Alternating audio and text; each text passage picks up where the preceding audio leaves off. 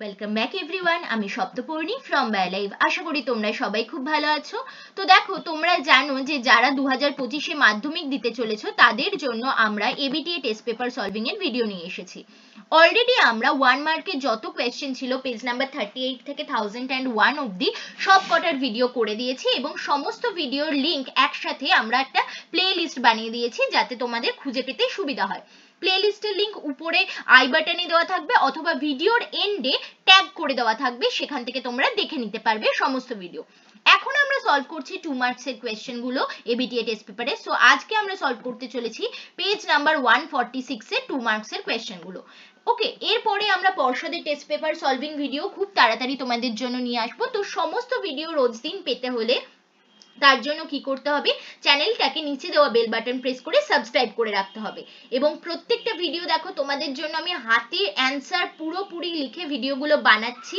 তো প্রত্যেকটা ভিডিওর পিছনে প্রচুর খাটনি রয়েছে, পরিশ্রম রয়েছে। তো সেজন্য তোমাদেরকে রিকোয়েস্ট করব, ভিডিও ভালো লাগলে অবশ্যই লাইক করতে ভুলো না, বন্ধুদের মধ্যে শেয়ার করে দাও এবং অবশ্যই কমেন্ট করে জানাও ভিডিও কেমন লাগছে। তাছাড়া কোনো কোয়েশ্চেন থাকলে সেগুলো নিচে লিখে জানাতে পারো, আমি চেষ্টা করব যথাসম্ভব তোমাদেরকে সাহায্য করার। তো চলো আর দেরি না করে ভিডিও স্টার্ট করছি। দেখো, ফার্স্ট কোয়েশ্চেন বলছে, রাত্রিবেলায় ভ্রমণের সময় তোমার চোখে তীব্র গাড়ির আলো এসে পড়লো, এতে তোমার কি প্রতিক্রিয়া হবে তা কার্যনীতি সহ উল্লেখ করো। দেখো, যদি চোখে উজ্জ্বল আলো এসে পড়ে তাহলে কি হবে, অটোমেটিক্যালি আমাদের তারারন্ধ্র সাথে সাথে সংকুচিত হবে এবং চোখের পাতা মুদে যাবে। ঠিক আছে, এটা প্রথমে লিখবে। সেকেন্ড লাইনে লিখবে এটি কি ধরনের প্রতিবর্ত ক্রিয়া, এটি হচ্ছে এক প্রকার সহজাত বা জন্মগত প্রতিবর্ত ক্রিয়া। ওকে, তারপরে এর পাথওয়েটা দিয়ে দেবে। কিভাবে লিখবে পাথওয়ে, যে প্রথমে উজ্জ্বল আলো পড়লো, এটা উদ্দীপক, তারপরে সেটিকে গ্রহণ করলো হচ্ছে আমাদের গ্রাহক চক্ষু, সংজ্ঞাবহ নিউরনের মাধ্যমে সেটি স্নায়ুকেন্দ্র বা সুষুম্না কাণ্ডে পৌঁছেছে, কারণ যেহেতু এটি প্রতিবর্ত ক্রিয়া। তারপরে আজ্ঞাবহ নিউরনের মাধ্যমে আজ্ঞা কারক অঙ্গে এসে পৌঁছেছে, যেটি হচ্ছে আমাদের এখানে চক্ষু পেশি। তারপরে তার মাধ্যমে কি হচ্ছে, চক্ষু পেশি সংকোচন বা প্রসারণের ফলে তারারন্ধ্রের সংকোচন হচ্ছে এবং চোখের পাতা তৎক্ষণাৎ মুদে যাচ্ছে, যেটি একটি স্বতঃস্ফূর্ত এবং অনৈচ্ছিকভাবে মুদে যাওয়ার প্রক্রিয়া। তো এটি হচ্ছে আমাদের সাড়া প্রদান বা সহজাত প্রতিবর্ত ক্রিয়া। এই পুরো ব্যাপারটা যদি লেখো তাহলে কিন্তু 2-তে 2 তোমরা স্কোর করতে পারবে। তো এটা স্ক্রিনশট নিয়ে নাও। চলো নেক্সট কোয়েশ্চেনে যাচ্ছি। নেক্সট কোয়েশ্চেন বলছে, নিচের বিষয়ের ভিত্তিতে প্রভু গ্রন্থির প্রভুর বর্ণনা দাও। কি কি বিষয়, অবস্থান এবং নিউরো হরমোন। দেখো, প্রথমেই লিখবে প্রভু গ্রন্থির প্রভু কাকে বলা হয়, হাইপোথ্যালামাসকে বলা হয় প্রভু গ্রন্থি বা পিটুইটারির প্রভু। ঠিক আছে, প্রথমে সেটা লিখলে। সেকেন্ড লিখবে এটির অবস্থান কোথায়, এটি অগ্রমস্তিষ্কে থ্যালামাসের নিচে অবস্থিত। নিউরো হরমোন কি কি খরিত হয় এখান থেকে, দেখো হাইপোথ্যালামাসের নিউরো সিক্রিটারি কোষ কোথা থেকে খরিত হয়, নিউরো সিক্রিটারি কোষ থেকে 2 প্রকারের নিউরো হরমোন খরিত হয়। এক তো হচ্ছে এডিএইচ বা অ্যান্টি ডাইউরেটিক হরমোন, যাকে ভেসোপ্রেসিনও বলা হয়, এবং আরেকটি হচ্ছে অক্সিটোসিন। এরা কিন্তু নিউরোসিক্রিটারি কোষে সংশ্লেষিত হয়, মানে উৎপন্ন হয়, তারপরে তারা কিন্তু পশ্চাৎ পিটুইটারি বা নিউরো হাইপোফাইসিসে গিয়ে জমা থাকে এবং প্রয়োজন অনুযায়ী পশ্চাৎ পিটুইটারি থেকে কিন্তু নিঃসৃত হয়, কিন্তু উৎপন্ন বা সংশ্লেষিত হয় কোথায়, হাইপোথ্যালামাসের নিউরোসিক্রিটারি কোষে। ওকে, এইভাবে পুরোটা লিখতে হবে। চলো নেক্সট কোয়েশ্চেনে যাচ্ছি। কোয়েশ্চেন নাম্বার 3, একটি রুই মাছ পুকুরে সাঁতার কাটছে, মাছটির এই কার্যকারিতায় মায়োটম পেশির ভূমিকা লেখো। তাহলে মাছের সাঁতার কাটার সময় মায়োটম পেশির ভূমিকা কি লিখতে হলে প্রথমে তোমাকে লিখতে হবে মায়োটম পেশি কি এবং কোথায় পাওয়া যায়। মায়োটম পেশি হলো ভি আকৃতির অসংখ্য পেশি যা মাছের মেরুদণ্ডের দুপাশে লেজের শেষ প্রান্ত পর্যন্ত বিস্তৃত থাকে। এটা ফার্স্টে লিখে দিলে। তারপরে বলবে যে সাঁতারের সময় কি হয়, সাঁতারের সময় এই মায়োটম পেশিগুলির তরঙ্গায়িত সংকোচন হয়, যেটি মাছের দেহের অগ্র থেকে পশ্চাৎ প্রান্ত পর্যন্ত প্রবাহিত হয়, ফলে মাছের মেরুদণ্ড পর্যায়ক্রমে আন্দোলিত হতে থাকে। ঠিক আছে, এবার কিভাবে আন্দোলিত হয়, পেশি যেদিকে সংকোচন হয় মেরুদণ্ড সেদিকে বেঁকে যায়, আর ওই সময় বিপরীত দিকের পেশি প্রসারিত অবস্থায় থাকে। ঠিক আছে, এটা লিখলে। এবং এরকম পর্যায়ক্রমিক সংকোচন প্রসারণের ফলে মাছ জল কেটে সামনের দিকে অগ্রসর হতে পারে এবং এইভাবে মাছ সাঁতার কাটতে পারে। তাহলে এই পুরো জিনিসটা লিখতে হবে, তবেই 2 মার্কস পাবে। সো স্ক্রিনশট প্লিজ তুলে রাখো। চলো নেক্সট কোয়েশ্চেনে আছি। কোয়েশ্চেন নাম্বার 4 বলছে, উদ্ভিদ কোষের বিভাজনে অক্সিন হরমোনের ভূমিকা লেখো। দেখো, উদ্ভিদ কোষের বিভাজনে অক্সিন হরমোনের ভূমিকা রয়েছে, পজিটিভ এফেক্ট রয়েছে, নেগেটিভ দুটোই লিখতে হবে। প্রথমে তো লিখবে অক্সিন হরমোন উদ্ভিদের কোষ বিভাজন এবং কোষের আয়তন বৃদ্ধিতে সাহায্য করে। আয়তন বৃদ্ধিতে কিভাবে সাহায্য করে, যে অক্সিনের প্রভাবে কোষ প্রাচীর নমনীয় হয়ে তাতে নতুন উপাদান সঞ্চিত হয়, এছাড়া কোষ গহ্বরেরও সৃষ্টি হয়, ফলে সামগ্রিকভাবে কোষের আয়তন বৃদ্ধি প্রাপ্ত হয়। এটা লিখলে এরপরে লিখতে হবে কোষ বিভাজনে কিভাবে সাহায্য করে। অক্সিন হরমোনের প্রভাবে গাছের যে অগ্রমুকুল সেখানকার কোষ দ্রুত বিভাজিত হয়, ফলে অগ্রমুকুল দ্রুত বৃদ্ধিপ্রাপ্ত হয় বা অগ্রস্থ প্রকটতা দেখা যায়। এটা হচ্ছে কোষ বিভাজনে অক্সিনের পজিটিভ এফেক্ট, ঠিক আছে। আর নেগেটিভ এফেক্ট কি, অন্যদিকে কাক্ষিক মুকুলের কোষ বিভাজনকে কিন্তু অক্সিন বাধা দেয়, ফলে কিন্তু গাছের শাখা প্রশাখা কম সৃষ্টি হয়। তাহলে এইটা হচ্ছে অক্সিনের কোষ বিভাজনে কিন্তু নেগেটিভ এফেক্ট কোথায় দেখা যায়, কাক্ষিক মুকুলে। ওকে, তো পার্শ্বস্থ যে শাখা প্রশাখা সেগুলো কম সৃষ্টি হয় সেজন্য। তাহলে দুটোই লিখতে হবে, তবেই কিন্তু 2 মার্কস পাবে। নেক্সট কোয়েশ্চেনে যাচ্ছি, দেখো ইউক্রোম্যাটিন হেটারোক্রোম্যাটিনের পার্থক্য লিখতে দিয়েছে, 2 মার্কসের কোয়েশ্চেন, সো 4টে পার্থক্য লিখবে। কি কি পার্থক্য হবে এখানে দিয়ে দিচ্ছি। প্রথমে লিখবে যে ইউক্রোম্যাটিন ক্রোমোজোমের একটি অংশ যেখানে সক্রিয় জিন বা সক্রিয় ডিএনএ থাকে, আর হেটারোক্রোম্যাটিনে নিষ্ক্রিয় ডিএনএ থাকে। ইউক্রোম্যাটিনে ক্রসিং ওভার দেখা যায়, হেটারোক্রোম্যাটিনে দেখা যায় না। ইউক্রোম্যাটিন ইন্টারফেজ দশায় হালকা বর্ণ ধারণ করে কারণ এটি কম কুণ্ডলীকৃত ভাবে থাকে, আর হেটারোক্রোম্যাটিন গাঢ় বর্ণ ধারণ করে কারণ এটি বেশি কুণ্ডলীকৃত থাকে। তো সেটাই ফোর্থ ডিফারেন্স লিখবে, যে ইউক্রোম্যাটিন কম কুণ্ডলীকৃত হয় এবং হেটারোক্রোম্যাটিন বেশি কুণ্ডলীকৃত হয়। এবার দেখো ইউক্রোম্যাটিন যেহেতু কম কুণ্ডলীকৃত হয়, তো সহজেই এখানে ডিএনএ থেকে আরএনএ তৈরি হতে পারে, অর্থাৎ ট্রান্সক্রিপশন সহজে হতে পারে, তাই এটি ট্রান্সক্রিপশনালি সক্রিয়, কিন্তু হেটারোক্রোম্যাটিন ট্রান্সক্রিপশনালি নিষ্ক্রিয়। ওকে, তো এই 4টে ডিফারেন্স লিখবে, স্ক্রিনশট প্লিজ তুলে নাও। নেক্সট কোয়েশ্চেনে যাচ্ছি আমরা, কোয়েশ্চেন নাম্বার 6, বিভাজনরত একটি কোষের বেমতন্তু গঠিত না হলে কি হতে পারে তা যুক্তি দিয়ে লিখতে বলেছে। দেখো বেমতন্তু গঠিত হওয়ায় কি হয়, ক্রোমোজোম, যে কোনো একটি মাতৃকোষে যে ক্রোমোজোম থাকে সেটি মাইটোসিস বা মিওসিস কোষ বিভাজনের ফলে সঠিক সংখ্যায় অপত্য কোষে সঞ্চারিত হয়। তো বেমতন্তু যদি গঠন না হয় তাহলে অ্যানাফেজ দশা ঘটবে না, ফলে কি হবে, ক্রোমোজোম সঠিক সংখ্যায় সঞ্চারিত হবে না এবং ক্রোমোজোমের সংখ্যা বংশ পরম্পরায় ধ্রুবকও থাকবে না। এছাড়া এটা তো একটা অসুবিধা, যেহেতু অ্যানাফেজ ঠিকভাবে না হওয়ার জন্য, এবং সেকেন্ড হচ্ছে যে এর ফলে নানা ধরনের জেনেটিক রোগও দেখা দিতে পারে। ধরো তোমার কাছে ছিল 46টা ক্রোমোজোম, 46টা ক্রোমোজোম মানে 23 পেয়ার্স, প্রত্যেকটা ক্রোমোজোম দুটো করে করে রয়েছে। এবার ধরো কোষ বিভাজনের সময় যেটি আমাদের 21 নম্বর ক্রোমোজোম, সেটি একটি অপত্য কোষে 21 নম্বর ক্রোমোজোম দুটির বদলে 3টি চলে গেল। ওকে, তাহলে কি দেখা যাবে, সেই মানুষটিতে বা সেই বাচ্চাটি ডাউন সিনড্রোমে আক্রান্ত হবে। 21 নম্বর ক্রোমোজোম দুটি দুটি করে দুটি অপত্য কোষে যাওয়ার কথা, কিন্তু তার বদলে যদি একটিতে 3টি যায় একটিতে 1টি যায়, তাহলে যেটিতে 3টি 21 নম্বর ক্রোমোজোম চলে গেল তার কিন্তু জেনেটিক রোগ ডাউন সিনড্রোম হয়ে গেল। আবার দেখো ক্লাইনফেল্টার সিনড্রোমের ক্ষেত্রে যদি একটি এক্স ক্রোমোজোম এক্সট্রা চলে যায় ছেলেদের ক্ষেত্রে, তাদের কিন্তু রোগগ্রস্ত হয়, তারা ক্লাইনফেল্টার সিনড্রোম দেখা যায়। তো বিভিন্ন রকম জেনেটিক রোগও কিন্তু দেখা দিতে পারে। ওকে, তো এই দুটো মানে প্রবলেম দেখা দিতে পারে। চলো নেক্সট কোয়েশ্চেনে যাচ্ছি, কোয়েশ্চেন নাম্বার 7, মানব বিকাশের 60 বছরের ঊর্ধ্বে কোনো ব্যক্তির একটি শারীরবৃত্ত এবং মানসিক পরিবর্তন উল্লেখ করো। দেখো 60 বছরের, প্রথমেই লিখবে 60 বছরের ঊর্ধ্বে মানব বিকাশের যে দশা সেটাকে কি বলা হয়, সেটাকে বলা হয় আমাদের বার্ধক্য দশা। তো ফার্স্টে সেটা লিখলে।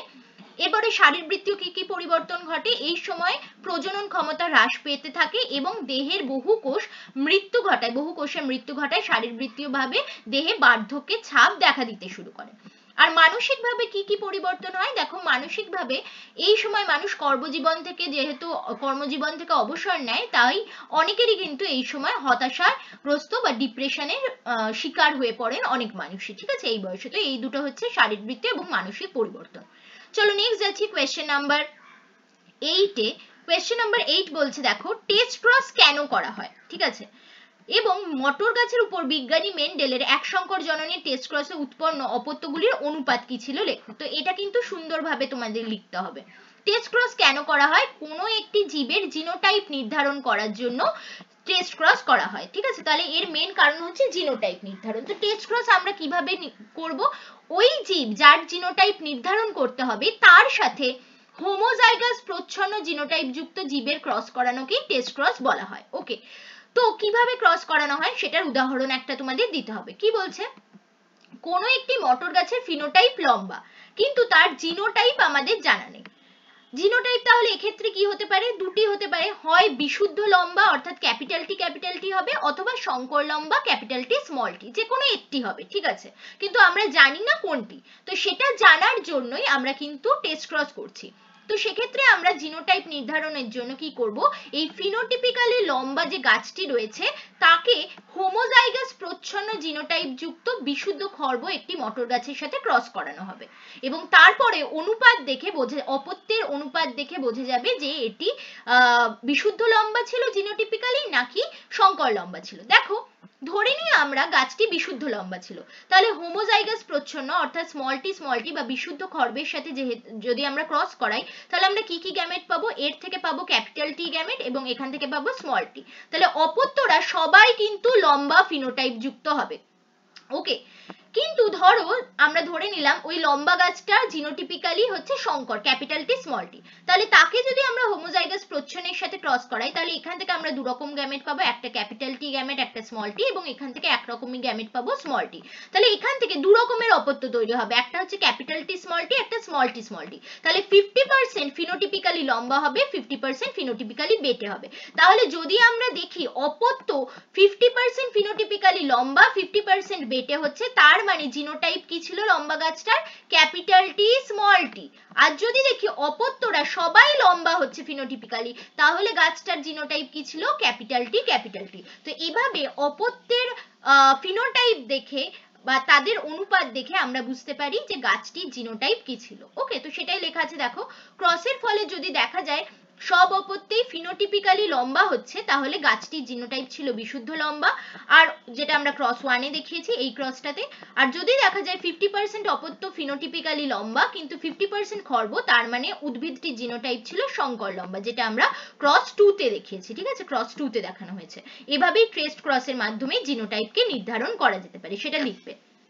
এরপরে বলেছে মেন্ডেল কি অনুপাত পেয়েছিলেন। তো দেখো মেন্ডেল দেখেছিলেন তার পরীক্ষায় এই ক্রস 2টা, ঠিক আছে, যে তার যে জিনোটাইপ পাওয়া গেছিল অপত্যের, সেটা ছিল অপত্যের যে অনুপাত ছিল জিনোটিপিক্যালি এবং ফিনোটিপিক্যালি সেটা ছিল 1:1, কারণ ফিনোটিপিক্যালি লম্বা বেটেও হচ্ছে 1:1, আবার জিনোটিপিক্যালি ক্যাপিটাল টি স্মল টিও 1:1। তো মেন্ডেল করেছিলেন ক্রস 2টা, ঠিক আছে। তো সেক্ষেত্রে তাহলে এটাই লিখবে, মটর গাছের উপর মেন্ডেলের এক সংকর জননের টেস্ট ক্রসে উৎপন্ন অপত্যের জিনোটাইপ অর্থাৎ ক্যাপিটাল টি স্মল টি এবং ফিনোটাইপিক অনুপাত অর্থাৎ লম্বা খর্ব উভয়ই ছিল কত, 1:1। ওকে, এটা লিখতে হবে। চলো নেক্সট কোয়েশ্চেনে যাচ্ছি। যাদের টেস্ট ক্রস কেন করা হয় সেই নিয়েও ডাউট ছিল, আশা করি এই কোয়েশ্চেনের মাধ্যমে সলভ হয়ে গেল। নেক্সট, মরুভূমির পরিবেশে উটের লোহিত রক্তকণিকার অভিযোজনগত দুটি বৈশিষ্ট্য লেখো। দেখো উটের লোহিত রক্তকণিকা ডিম্বাকার হয় এবং নিউক্লিয়াস যুক্ত হয়, ঠিক আছে। তো মরুভূমির ঊষর পরিবেশে কি হয়, এই ডিম্বাকৃতি নিউক্লিয়াস যুক্ত লোহিত রক্তকণিকা শারীরবৃত্তীয় অভিযোজনে সাহায্য করে। এটা কিন্তু অবশ্যই লিখবে, এটি শারীরবৃত্তীয় অভিযোজনে সাহায্য করে। এবার লিখবে কিভাবে সাহায্য করে। দেখো দীর্ঘদিন জল পান না করার পরে উট যখন একদিন অধিক মাত্রায় জল পান করে তখন এই লোহিত রক্তকণিকার ডিম্বাকৃতি হওয়ার জন্য এর স্থিতিস্থাপকতাও অনেক বেশি হয়, যার ফলে লোহিত রক্তকণিকাগুলি তাদের যে আয়তন তার 240% অবধি প্রসারিত হতে পারে এবং সহজে বিদীর্ণ হয় না। ওকে, এটি একটি অভিযোজন। সেকেন্ড হচ্ছে লোহিত রক্তকণিকাগুলির ডিম্বাকৃতি হওয়ার জন্য যখন ডিহাইড্রেশন হয় অর্থাৎ জল খাচ্ছে না উট, সে সময় কি হচ্ছে, রক্ত তাহলে অত্যাধিক গাঢ় হয়ে যায় কারণ জলের পরিমাণ কমে যাচ্ছে। তো এই অত্যাধিক গাঢ় রক্তে কিন্তু এই লোহিত রক্তকণিকার ডিম্বাকৃতি হওয়ায় সহজেই পরিবাহিত হতে পারে এবং সহজেই কলাকোষে দ্রুত অক্সিজেন পরিবহন করে দিতে পারে।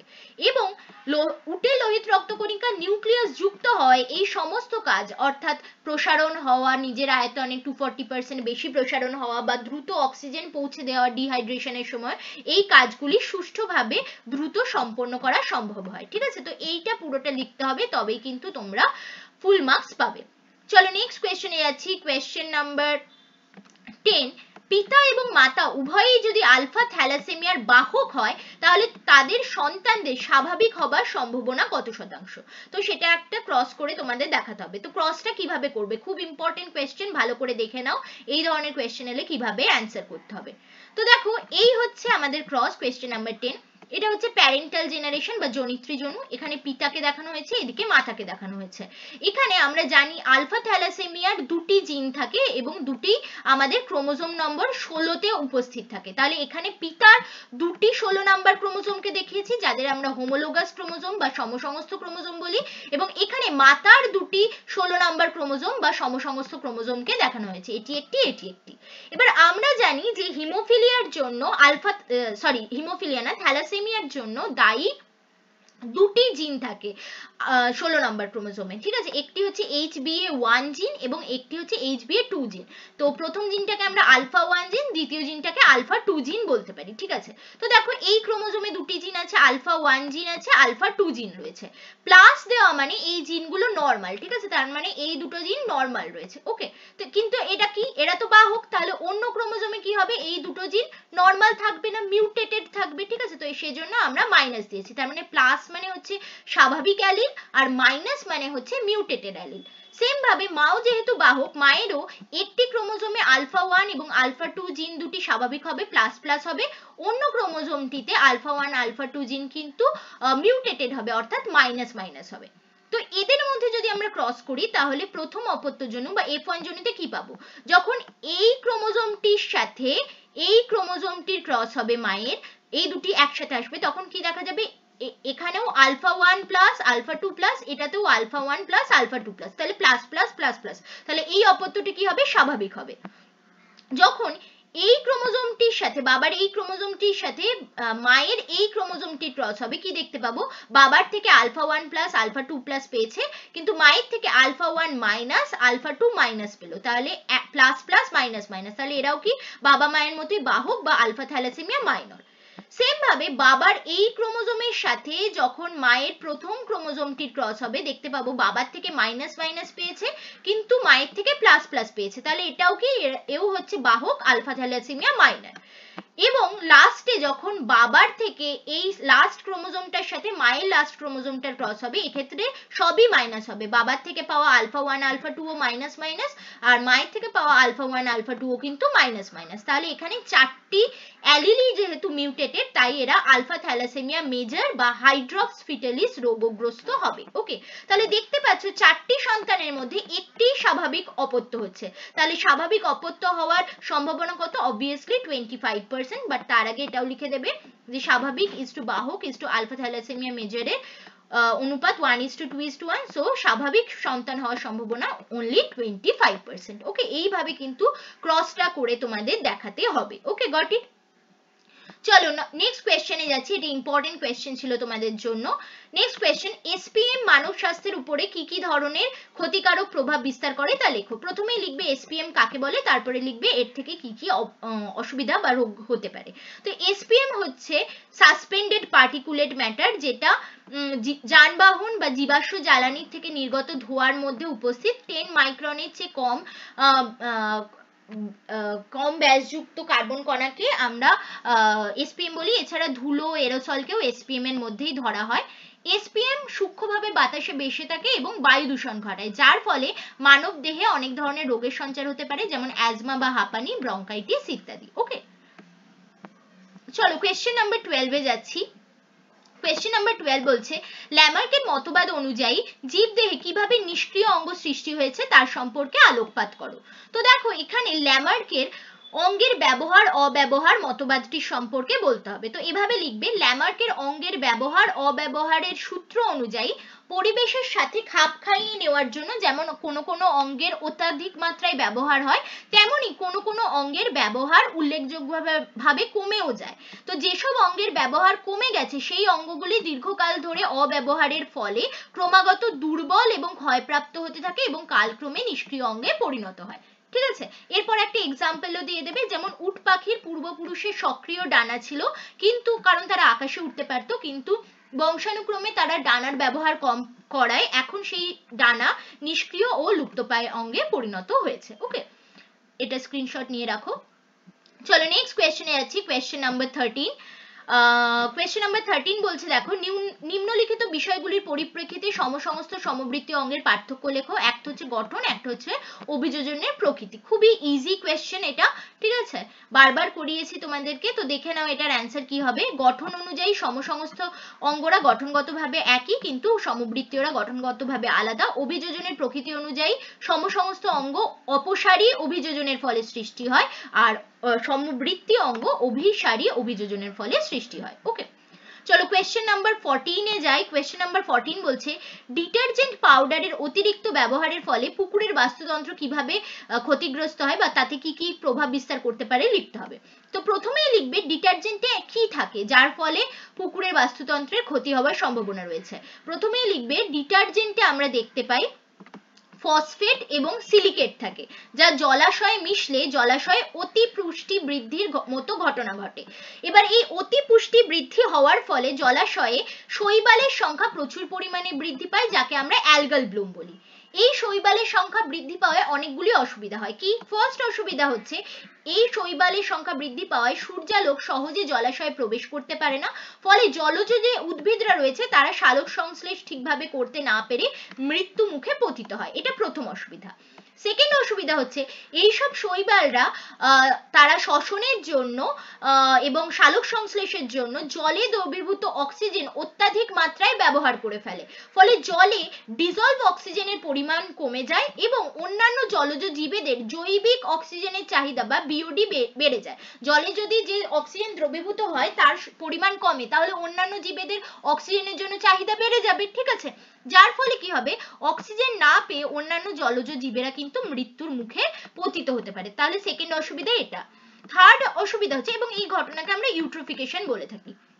থার্ড অসুবিধা হচ্ছে এইসব শৈবালের যখন মৃত্যু হয়, যখন তাদের পচন ঘটে, তখন সেগুলি জলে মিশে জল কিন্তু অত্যাধিক পরিমাণে দূষিত হয়ে পড়ে, ঠিক আছে, জল দূষণ হয়, এবং এই দূষিত জলেও কিন্তু যেসব প্রাণীরা থাকে তারা কিন্তু মৃত্যুর সম্মুখীন হয়, তাদের জীবন কষ্টকর হয়ে ওঠে, ফলে সামগ্রিকভাবে কিন্তু জলজ বাস্তুতন্ত্রের ক্ষতি হয়, ঠিক আছে। তো এইভাবে কিন্তু তিনটে পয়েন্ট এবং প্রথমে কি থাকে যার জন্য এই ঘটনা ঘটছে সেগুলো দিয়ে পুরোটা লিখলে তবেই তোমরা 2 মার্কস পাবে। তো এটার কিন্তু স্ক্রিনশট তুলে নাও। ওকে, চলো নেক্সট কোয়েশ্চেনে যাচ্ছি। কোয়েশ্চেন নাম্বার 15 বলছে অ্যামোনিফিকেশন নাইট্রোজেন চক্রের একটি গুরুত্বপূর্ণ ধাপ বলে বিবেচনা করা হয় কেন? কারণ দেখো অ্যামোনিফিকেশনে কি হয়, অ্যামোনিফিকেশনে মাটিতে যেসব জীবজ পদার্থরা উপস্থিত থাকে, যাদের মৃতদেহ থাকে, মৃত জীবদেহ থাকে যেগুলি, সেগুলি বিয়োজকদের উপস্থিতিতে, বিয়োজক কারা, জীবাণু, ছত্রাক ইত্যাদিদের উপস্থিতিতে এই মৃত জীবদেহের যে প্রোটিন রয়েছে সেটি প্রথমে অ্যামাইনো অ্যাসিডে ভেঙে যায়, তারপরে সেটি থেকে অ্যামোনিয়া প্রস্তুত হয়। এই পুরো পদ্ধতিটাকে আমরা অ্যামোনিফিকেশন বলে থাকি, অর্থাৎ মৃত গলিত জীবদেহ থেকে আলটিমেটলি অ্যামোনিয়া তৈরি হয়, এবং এখানে সাহায্য করে অ্যামোনিফাইং ব্যাকটেরিয়া যেমন ব্যাসিলাস মাইকয়েডিস, ব্যাসিলাস রামোসাস ইত্যাদি। ওকে, এরপরে এই অ্যামোনিয়া নাইট্রিফিকেশন প্রসেসে নাইট্রাইট এবং নাইট্রেট তৈরি করে, এবং তারপরে সেই নাইট্রেট থেকে ডিনাইট্রিফিকেশন প্রসেসে বায়বীয় নাইট্রোজেন গ্যাস উৎপন্ন হয়, যে নাইট্রোজেন গ্যাস বাতাসে মিশে যায় এবং নাইট্রোজেন চক্রটাকে কিন্তু চালাতে থাকে, অর্থাৎ বজায় রাখে। তাই নাইট্রোজেন চক্রের নাইট্রোজেনকে আবার বাতাসে ফিরিয়ে দেওয়ার জন্য অ্যামোনিফিকেশন কিন্তু খুব গুরুত্বপূর্ণ একটা ধাপ, কারণ এই ধাপেই প্রথম মৃত জীবদেহ ভেঙে অ্যামোনিয়া তৈরি হয়, যে অ্যামোনিয়ায় পরে নাইট্রাইট নাইট্রেট হয়ে আলটিমেটলি বায়বীয় নাইট্রোজেন প্রস্তুত করে, যা নাইট্রোজেন চক্রটাকে বজায় রাখতে সাহায্য করে। ওকে, তো এইভাবে তোমাদের অ্যান্সার করতে হবে। চলো নেক্সট কোয়েশ্চেন যাচ্ছি। Question number 16। কোয়েশ্চেন নাম্বার 16 কি বলছে, নীলগিরিকে কেন বায়োস্ফিয়ার রিজার্ভ রূপে গণ্য করা হয়? দেখো প্রথমেই লিখতে হবে নীলগিরি বায়োস্ফিয়ার রিজার্ভ হচ্ছে ভারতের প্রথম বায়োস্ফিয়ার রিজার্ভ, যেটা ইউনেস্কোর ম্যান অ্যান্ড বায়োস্ফিয়ার প্রোগ্রাম বা এমএবি প্রোগ্রামের অধীনে 1986 সালে সর্বপ্রথম বায়োস্ফিয়ার রিজার্ভ হিসেবে ভারতবর্ষে স্থাপিত হয়েছিল বা ঘোষিত হয়েছিল। তো কেন নীলগিরিকে বায়োস্ফিয়ার রিজার্ভে তকমা দেওয়া হলো? কারণ এখানে জীব বৈচিত্র্যের প্রাচুর্য রয়েছে প্রচুর। এখানে 3500-এরও বেশি প্রজাতির সপুষ্পক উদ্ভিদ দেখা যায়, 100-র বেশি প্রজাতির স্তন্যপায়ী প্রাণী, 550-রও বেশি প্রজাতির পাখি, এছাড়াও বহু প্রজাতির সরীসৃপ এবং উভচর প্রাণী দেখা যায়, যাদের মধ্যে অনেকেই হচ্ছে বিপন্ন প্রাণী, যেমন ধরো নীলগিরি তাহার। এরপরে এছাড়াও অনেক এন্ডেমিক প্রাণীও রয়েছে। তো সামগ্রিকভাবে ভাবে এই জীব বৈচিত্র্য সম্পন্ন সমগ্র বাস্তুতন্ত্রকে রক্ষা করার জন্যই, যাতে মানুষের দ্বারা এটি কোনোভাবেই ক্ষতিগ্রস্ত না হয়, তাই কিন্তু নীলগিরিকে বায়োস্ফিয়ার রিজার্ভ রূপে ঘোষণা করা হয়েছিল। ঠিক আছে, তো এইটা অ্যান্সার লিখতে হবে, স্ক্রিনশট প্লিজ তুলে নাও, তবে কিন্তু 2 মার্কস তোমরা স্কোর করতে পারবে। লাস্ট কোয়েশ্চেনে যাচ্ছি। লাস্ট কোয়েশ্চেন বলছে নিম্নলিখিত বৈশিষ্ট্যের ভিত্তিতে জাতীয় উদ্যান এবং অভয়ারণ্যের পার্থক্য লেখো, ক্ষেত্রফল এবং সরকারি নিয়ন্ত্রণ। Easy question. দেখো, জাতীয় উদ্যানের ক্ষেত্রে আমরা দেখতে পাই যে জাতীয় উদ্যানের ক্ষেত্রফল অনেক বৃহৎ হয়, কিন্তু অভয়ারণ্যের ক্ষেত্রফল জাতীয় উদ্যান অপেক্ষা ছোট হয়। আর সরকারি নিয়ন্ত্রণ, জাতীয় উদ্যান কেন্দ্রীয় সরকারের নিয়ন্ত্রণাধীন, অন্যদিকে অভয়ারণ্য রাজ্য সরকারের নিয়ন্ত্রণাধীন। উদাহরণও দিয়ে দেবে, পশ্চিমবঙ্গের জাতীয় উদ্যান হচ্ছে সুন্দরবন, গরুমারা, 6টি রয়েছে, বাকি 4টির নাম তোমরা নিচে কমেন্ট সেকশনে লিখে জানাও, যারা সঠিক উত্তর দেবে তাদের নাম আমি নেক্সট ভিডিওয়ে ঘোষণা করব। আর অভয়ারণ্য হচ্ছে বৈকুণ্ঠপুর অভয়ারণ্য পশ্চিমবঙ্গের। ওকে, তো এই ছিল আমাদের আজকে পেজ নাম্বার 146 এর সমস্ত 2 মার্কসের কোয়েশ্চেন। এখানে কিন্তু অনেকগুলো ইম্পর্টেন্ট কোয়েশ্চেন ছিল, কিভাবে লিখলে পুরোপুরি 2 মার্কস পাবে সেটা তোমাদের বলে দিলাম। ভিডিও ভালো লাগলে অবশ্যই লাইক করতে ভুলো না, বন্ধুদের মধ্যে শেয়ার করে দিও, এবং অবশ্যই কিন্তু চ্যানেলটাকে সাবস্ক্রাইব করে রেখো, কারণ রোজ এরকম ভিডিও আমরা দিচ্ছি। এবং অবশ্যই এই যে হাতে লিখে তোমাদের জন্য অ্যান্সার নিয়ে আসছি, এর পিছনে অনেক পরিশ্রম রয়েছে, সেটাকে অবশ্যই অ্যাকনলেজ করো। তার জন্য কিন্তু অবশ্যই চ্যানেলে সাবস্ক্রাইব করো, ভিডিও ভালো লাগলে লাইক করো, শেয়ার করো এবং কমেন্ট করে জানিও কেমন লাগছে। Thanks for watching and happy learning.